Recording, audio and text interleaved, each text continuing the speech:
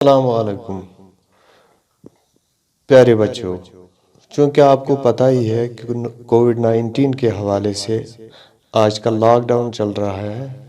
اس وجہ سے ہم باقاعدگی طور پر آپ کو نہیں پڑھا پا رہے ہیں اسکولوں میں، تو ہم نے سوچا کہ ہم گھر میں ہی یہ ویڈیو بنائیں اور آپ اسے استفادہ کر سکیں۔ یہ جو میرا آج کا عنوان ہے وہ ہے درخواست لکھنے کا طریقہ، یعنی ہم درخواست کیسے لکھیں۔ چونکہ ہم بچپن سے ہی یا نچلے کلاسوں سے ہی درخواست لکھتے آ رہے ہیں، عمومی طور پر ہمیں پتہ ہے کہ درخواست کیسے لکھتے ہیں، لیکن پھر بھی ہم غیر دانستگی طور پر کچھ ایسی غلطیاں کر بیٹھتے ہیں کہ جن سے ہمارے مارکس جو ہے، ایوالویٹر جو ہے وہ ہمارے مارکس کم دیتا ہے۔ تو اس وقت ہم جاننے کی کوشش کریں گے کہ وہ غلطیاں ہم کیا کر رہے ہیں، ان کو سدھارنے کی کوشش کریں گے۔ تو اس وقت ہم شروع کرتے ہیں۔ پہلے جب ہم درخواست شروع کرتے ہیں تو ہم لکھتے ہیں بخدمت جناب، یعنی کس کے نام اس کے بعد لکھنا ہو یہ بعد میں لکھتے ہیں، لیکن سٹارٹ ہم کرتے ہیں، شروع ہم کرتے ہیں اسی مرکب سے، بخدمت جناب۔ اب اگر ہم درخواست پرنسپل صاحب کے نام لکھ رہے ہو تو ہم لکھتے ہیں بخدمت جناب پرنسپل صاحب۔ یہاں پر بچوں ہم پہلی غلطی کرتے ہیں۔ جب ہم لکھتے ہیں بخدمت جناب پرنسپل صاحب، یعنی ہم جناب لکھتے ہیں اور صاحب بھی لکھتے ہیں، جناب بھی لکھتے ہیں اور صاحب بھی لکھتے ہیں۔ جناب اور صاحب دونوں ایک ہی لفظ ہے، یعنی ان کا ایک ہی معنی ہے، اور یہ بالکل بھی ایک فقرے میں استعمال نہیں ہو سکتے۔ یہاں پر ہمیں گریز کرنا چاہیے کہ ہمیں لکھنا چاہیے، یا تو ہمیں جناب لکھنا چاہیے، یا تو ہمیں لکھنا چاہیے بخدمت جناب پرنسپل، یا لکھنا چاہیے بخدمت پرنسپل صاحب۔ ٹھیک ہے؟ اس کے بعد ہمیں اپنے سکول کا، جو کہ جب ایگزام چل رہے ہوتے ہیں، ہم بورڈ کا ایگزام دے رہے ہوتے ہیں، تو ہمیں سکول کا نام ظاہر نہیں کرنا ہوتا ہے، اپنے علاقے کا نام ظاہر نہیں کرنا ہوتا ہے، یہاں تک کہ اپنا رول نمبر، اپنا نام بھی ظاہر نہیں کرنا ہوتا ہے۔ تو یہاں پر ہم لکھیں گے، صرف سکول کا نام لکھیں گے گورنمنٹ سکول، یعنی بخدمت جناب پرنسپل گورنمنٹ سکول۔ یہاں پر میں نے ٹھیک کر کے لکھا ہے، یہاں پر آپ نظر ڈالیے، یہاں پر جو غلطیاں تھی یہاں پر ہم نے سدھاری ہے، وہ بخدمت جناب پرنسپل گورنمنٹ سکول۔ اس کے بعد ہمیں ضروری لکھنا ہے الف ب جیم، یعنی ہم ایڈریس نہیں لکھ سکتے۔ یہاں پر میں نے ایڈریس لکھا ہے چرار شریف، چونکہ ہم اس وقت جو یہ تیار کر رہے ہیں ویڈیو، ہم boys higher secondary school Cherat شریف کے بچوں کے لیے تیار کر رہے ہیں، تو میں نے یہاں پر لکھا تھا چرار شریف۔ تو چرار شریف ہمیں اپنے علاقے کا بالکل بھی ایڈریس نہیں لکھنا ہے، اس کے بدلے کیا لکھنا ہے؟ بخدمت جناب پرنسپل گورنمنٹ سکول الف ب جیم، یا ہم لکھ سکتے ہیں بخدمت جناب principal boys higher secondary school الف ب جیم۔ اس کے بعد ہم نے سٹارٹ کیا، اس کے بعد ہم عنوان لکھتے ہیں۔ مثال کے طور پر ہم فرض کرتے ہیں کہ ہم فیس معاف کروانا چاہتے ہیں اپنے پرنسپل صاحب سے، تو ہم لکھتے ہیں عنوان فیس معافی کے لیے درخواست، فیس معافی کے لیے درخواست۔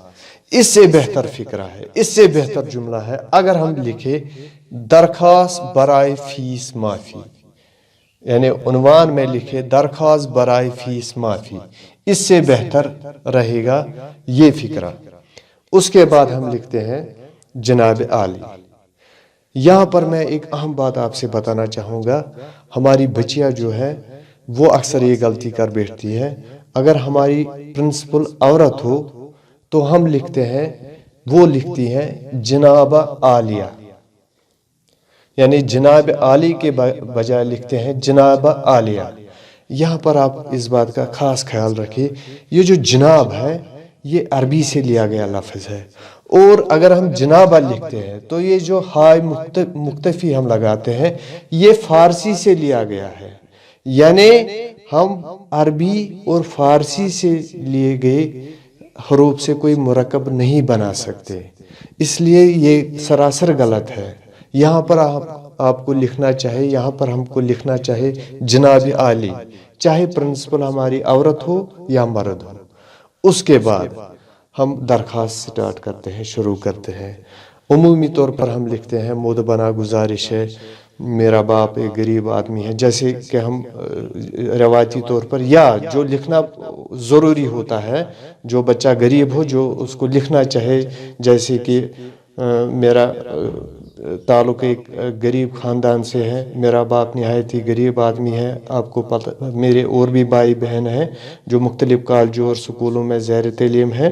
آپ کو پتہ ہی ہے کہ آج کل کی مہنگائی نے ایک عام آدمی کی کمر توڑ دی ہوئی ہے، اس وجہ سے میں اپنی فیس ادا نہیں کر پا رہا ہوں، برائے مہربانی میری فیس معاف کر دیں۔ یہ ہم لکھتے ہیں برائے مہربانی میری فیس معاف کر دیں۔ جب ہم یہ فقرہ لکھتے ہیں برائے مہربانی، تو یہاں پر آپ دھیان دیجئے کہ یہ غلط ہم لکھتے ہیں۔ برائے کا مطلب ہے کے لیے، یعنی آپ نے اشتہار میں دیکھا ہوگا کہ کار برائے فروخت، مکان برائے فروخت، یعنی کار فروخت کے لیے ہے، بیچنے کے لیے ہے، مکان بیچنے کے لیے ہے۔ یہ جو برائے کا لفظ ہم استعمال کرتے ہیں، اس کا معنی ہے کے لیے، یعنی یہ بالکل غلط ہے۔ اس کے بدلے ہمیں کیا لکھنا ہے؟ برائے کرم۔ ہم لکھ سکتے ہیں براہ کرم، براہ کرم، براہ کرم، براہ کرم بندہ کی فیس معاف فرما دی جائے، بندہ آپ کا مشکور رہے گا۔ یہاں پر ہم لکھتے ہیں، اکثر ہم لکھتے ہیں بندہ آپ کا مشکور ہوگا یا میں آپ کا مشکور ہوں گا۔ یہ جو لفظ مشکور ہم لکھتے ہیں، یہ ہم سراسر غلط لکھتے ہیں، اس بات کا آپ کو خیال رکھنا چاہیے۔ کیوں؟ اس کے لیے میں ایک مثال دیتا ہوں۔ یہ جو مشکور ہے، یہ مفعول کے وزن پر آتا ہے، جیسے کہ آپ سبھی بچے جانتے ہیں، ہم پڑھتے آ رہے ہیں فاعل، مفعول، فعل۔ مفعول جو ہے، مفعول کا معنی ہے، یہاں پر میں نے لکھا مشکور، یعنی یہ میں بول رہا ہوں یہ مفعول کے وزن پر ہے۔ مفعول کے معنی ہے جس پہ کام کیا جائے، یا یوں کہیں گے ہم یہ مسجود کے وزن پر ہے۔ مسجود یعنی مسجود اللہ تعالیٰ کی ذات ہے جس کو ہم سجدہ کرتے ہیں، مسجود جس کو سجدہ کیا جاتا ہے، جس کو سجدہ کیا جاتا ہے، مفعول جس پہ کوئی کام کیا جاتا ہے۔ اسی طریقے سے مشکور کا معنی ہے کہ جس کا شکریہ ادا کیا جاتا ہے، جس کا شکریہ ادا کیا جاتا ہے۔ یعنی یہاں پر اس کا مطلب ہوا، ایک تو ہم پرنسپل صاحب سے کہہ رہے ہیں کہ آپ میری فیس معاف کیجئے، اور اوپر سے ہم انہی کو بول رہے ہیں کہ آپ میرا شکریہ بھی ادا کیجئے، فیس بھی وہی معاف کرے اور شکریہ بھی وہی ادا ہمارے کرے۔ یہ ٹھیک لفظ نہیں ہے۔ یہاں پر ہمیں لکھنا چاہیے بندہ آپ کا شکر گزار ہوگا۔ مشکور کے بجائے آپ استعمال کیجئے لفظ شکر گزار۔ اس کے بعد ہم العارض نیچے لکھتے تھے العارض، اب آج کی تاریخ میں جدید اردو میں العارض کا لفظ استعمال نہیں کرتے ہیں، بلکہ درخواست گزار سب سے بہتر رہے گا، یا آپ کا تابع فرما۔ آپ کا تابع فرما سے زیادہ بہتر رہے گا اگر ہم لکھیں درخواست گزار۔ اس کے بعد ہم یہاں پر نام لکھیں گے، نام کا لفظ لکھیں گے، اس کے نیچے درخواست گزار کے نیچے لکھیں گے نام کا لفظ، پھر اس کے بعد ایک لائن لگائیں گے، اس کے نیچے ہم لگائیں گے جماعت کا لفظ، اس کے بعد ایک لائن لگائیں گے، اس کے نیچے ہم لکھیں گے رول نمبر، اس کے بعد ایک لائن لگائیں گے۔ لیکن ایک بات یاد رکھنا چاہیے کہ ہمیں نہ نام لکھنا ہے، نہ جماعت لکھنا ہے، اور نہ اپنا رول نمبر لکھنا ہے۔ اس کے بعد ایک اہم چیز جو ہے وہ لکھنی ہوتی ہے تاریخ۔ تاریخ ہم کہاں پر لکھتے ہیں؟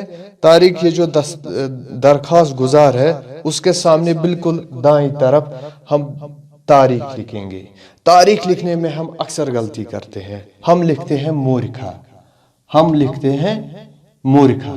مورکھا گزرے ہوئے وقت کے لیے لکھتے ہیں۔ اگر کوئی تاریخ گزری ہوئی ہوتی ہے، جیسے 10 دن پہلے، 20 دن پہلے، 25 دن پہلے کی بات ہو، تو اس کے لیے لکھتے ہیں مورکھا۔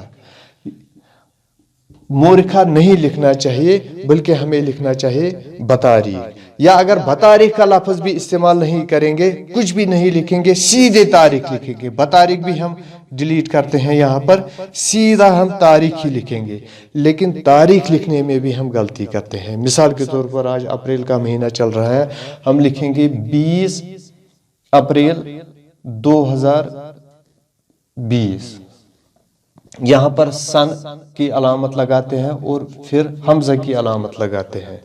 یہاں پر آپ یاد رکھ لیجئے کہ سن کی علامت بھی وہی ہے اور عیسوی کی حمزہ کی علامت عیسوی سے ہے، یعنی یہ ان کا دونوں کا ایک ہی معنی ہے، اس لیے یا تو ہمیں سن لکھنا ہے یا عیسوی لکھنا ہے۔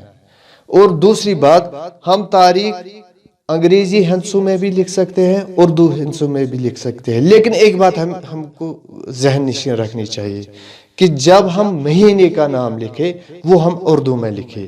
مثال کے طور پر میں یہاں پر لکھوں گا 20 اپریل 2020 عیسوی، سن لکھنے کی اب ضرورت نہیں ہے، بس اتنا تاریخ ہوا، اس کے لیے ایک مارکس ملتا ہے۔